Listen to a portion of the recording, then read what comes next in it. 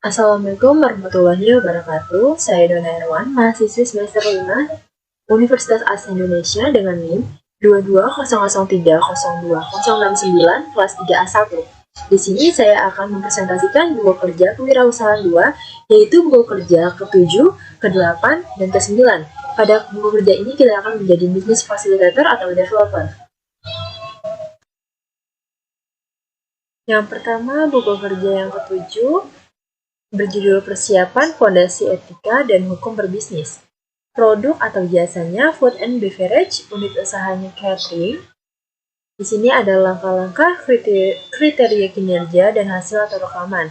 Untuk langkah-langkah yang pertama yaitu identifikasi isu-isu etik dan legal yang dihadapi perusahaan baru. Untuk kriteria kinerjanya 1.1 budaya etik yang kuat dibangun pada perusahaan. Hasil atau rekamannya yaitu membangun budaya etik dapat mencakupi lead by example, mengembangkan code of conduct atau kode etik, menerapkan program pelatihan etik. Budaya etik yang kuat dapat mencakupi 1. Akses modal yang lebih baik, 2. Reputasi merek yang lebih baik, 3. Meningkatkan loyalitas pelanggan. Selanjutnya 1.2 yaitu notaris untuk perusahaan. Dipilih sesuai bidang bisnis. Hasil notaris untuk perusahaan yaitu objektif. 1.3 perjanjian para founders disiapkan sebagai kesepakatan berdiri. Hasil perjanjian para founders dapat mencakupi yaitu sifat bisnis perspektif, bentuk hukum kepemilikan bisnis, dan pertimbangan membayar saham atau kepemilikan saham masing-masing pendiri. Selanjutnya 1.4 yaitu perselisihan hukum dihindari. Hasil perselisihan hukum dapat dihindari dengan 1. Memenuhi semua kewajiban kontrak dan tetapkan standar.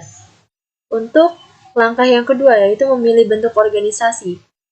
Kriteria kinerjanya 2.1 bentuk organisasi bisnis diidentifikasi. Hasil bentuk organisasi dapat mencakupi sole proprietorship, kepemilikan tunggal. 2.2 isu-isu dipertimbangkan dalam memilih bentuk hukum kepemilikan bisnis. Hasil isu-isu memilih bentuk organisasi dapat mencakupi 1. Sejauh mana aset pribadi dapat dimatikan dari kewajiban bisnis.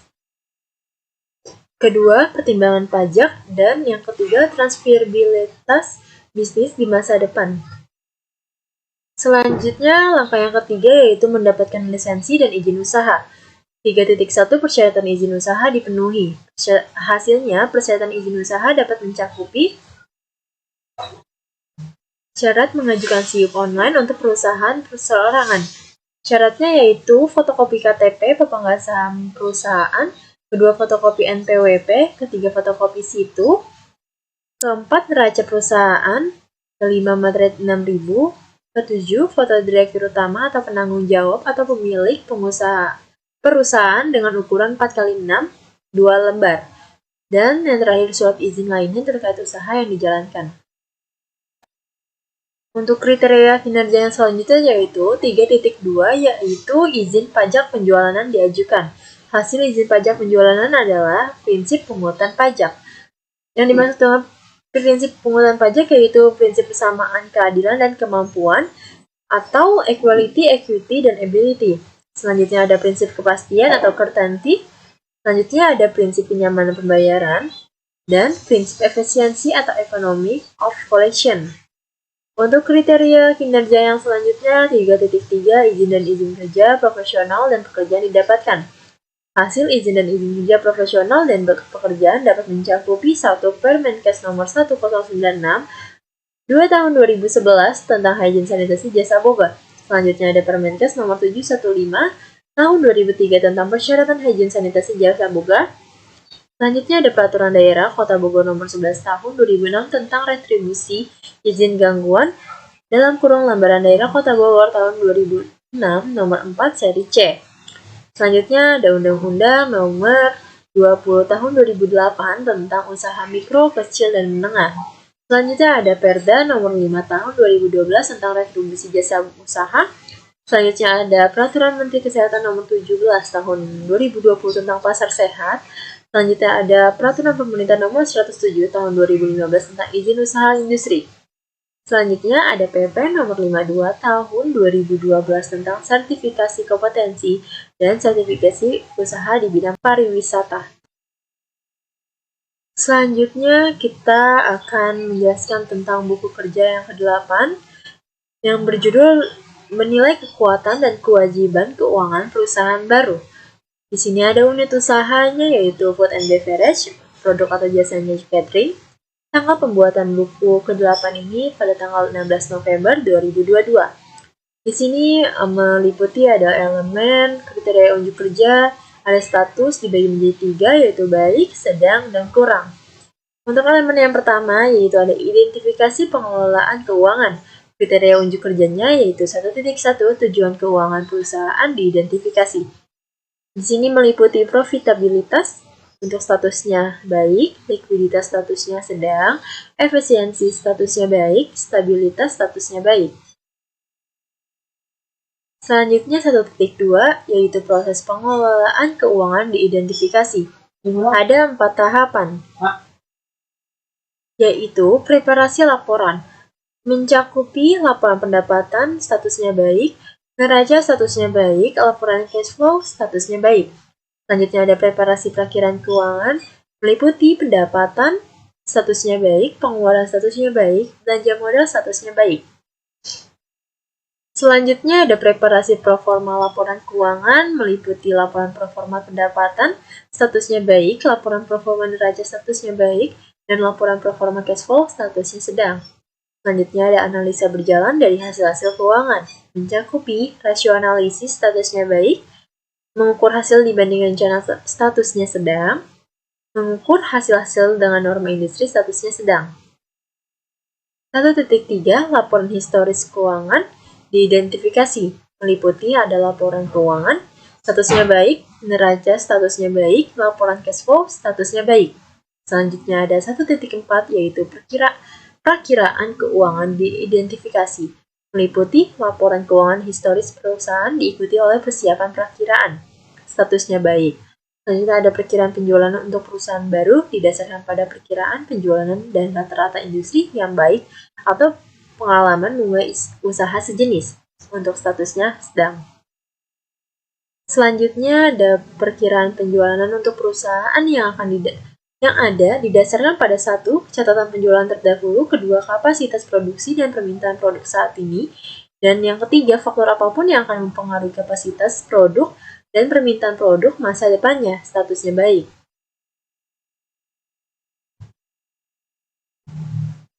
Untuk elemen yang kedua yaitu identifikasi proforma laporan keuangan. Kriteria unjuk kerjanya yaitu 2.1 laporan proforma diidentifikasi, meliputi proforma laba rugi, statusnya baik, proforma pendapatan statusnya baik, proforma neraca statusnya baik, proforma arus kas statusnya baik. Selanjutnya 2.2 yaitu rasio analisis diidentifikasi, meliputi likuiditasnya statusnya baik, efisiensi operasi statusnya baik, profitabilitas statusnya baik. Untuk rekomendasi perusahaan ini layak dilakukan. Selanjutnya kita akan masuk ke dalam buku kerja yang ke-9 yaitu mengembangkan dan mengelola tim usaha baru. Di sini ada unit usahanya yaitu Dan Catering, produk atau jasanya Food and Beverage. Di sini ada langkah, kriteria kinerja, hasil atau rekaman hasil. Untuk langkah yang pertama yaitu rencana staffing. Untuk kriteria kinerjanya yang pertama ada 1.1 kategori okupasi, 1.2 tanggung jawab okupasi, 1.3 tugas okupasi, 1.4 persyaratan okupasi, 1.5 kebutuhan pelatihan okupasi, 1.6 jumlah tenaga kerja, 1.7 perkiraan mulai bekerja, 1.8 full time equivalent, 1.9 perkiraan durasi kontrak. Elemen yang kedua yaitu rekrutmen, pelantikan, pelatihan, dan mempertahankan tim. 2.1 rencana seleksi dibuat berdasarkan kriteria seleksi, kebutuhan bisnis, dan persyaratan hukum. Hasil rencana seleksi yaitu saluran dan teknologi yang tepat. Kedua, mengiklankan lowongan untuk kebutuhan staf. 2.2 proses seleksi dilakukan sesuai dengan kebijakan dan prosedur bisnis.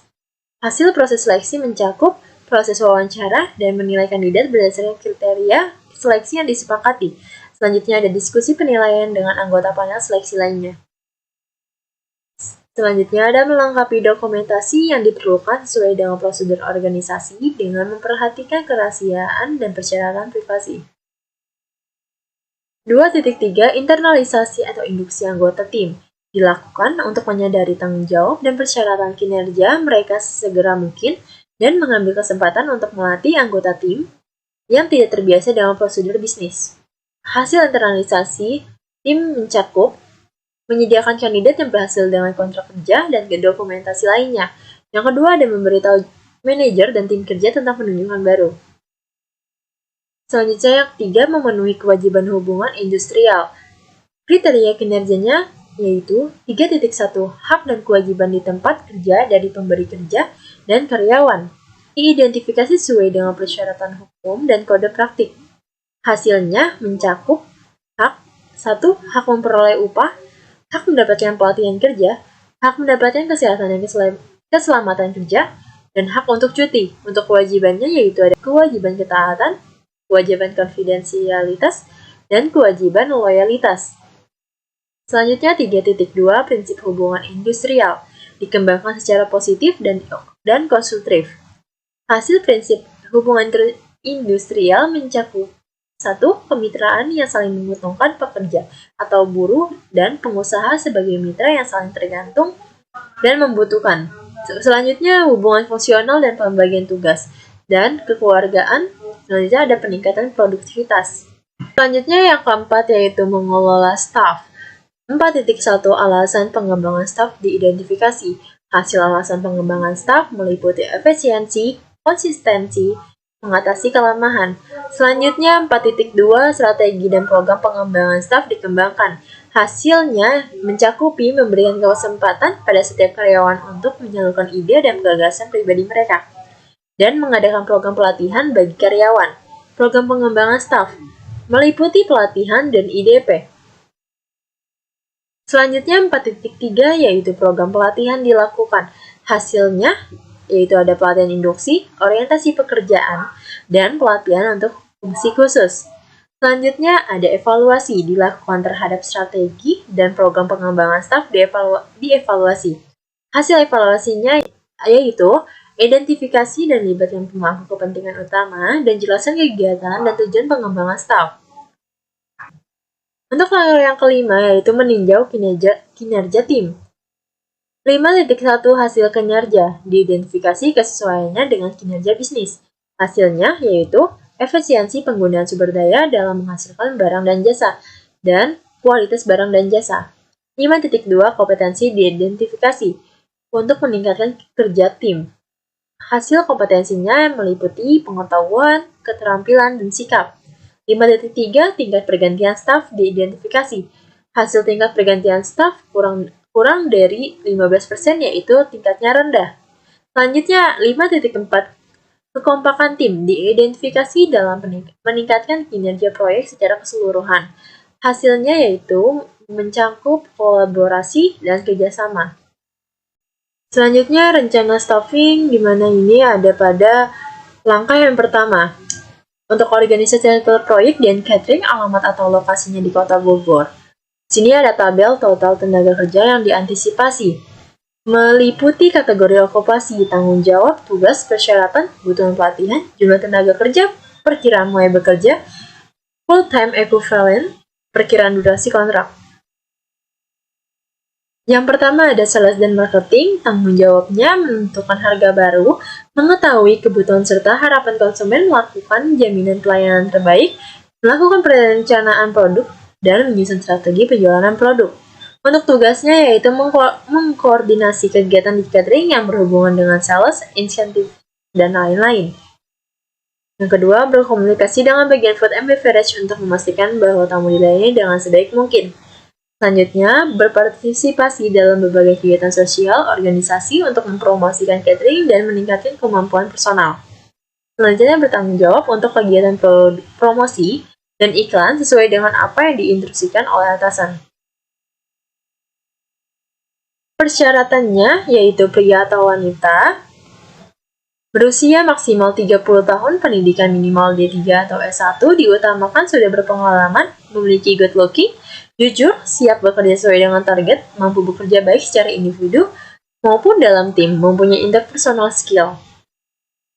Untuk kebutuhan pelatihannya yaitu pemasaran kreatif, selanjutnya ada customer experience management, pelatihan digital marketing, dan pelatihan teknik closing. Untuk jumlah tenaga kerjanya 2 orang, perkiraan mulai bekerja pada tanggal 1 Desember 2022. Full-time equivalentnya 8 jam kerja. Perkiraan kontrak kerjanya 3 tahun.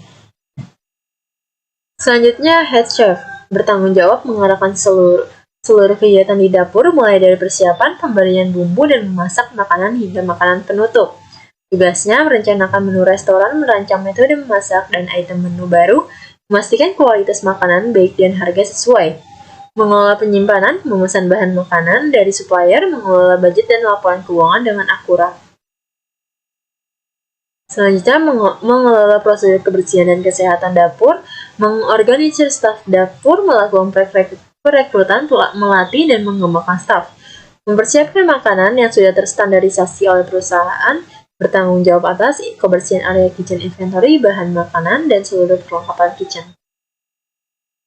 Persyaratannya yaitu pria, minimum pendidikan SMA atau SMK, diutamakan D3 Tata Boga, dan perhotelan.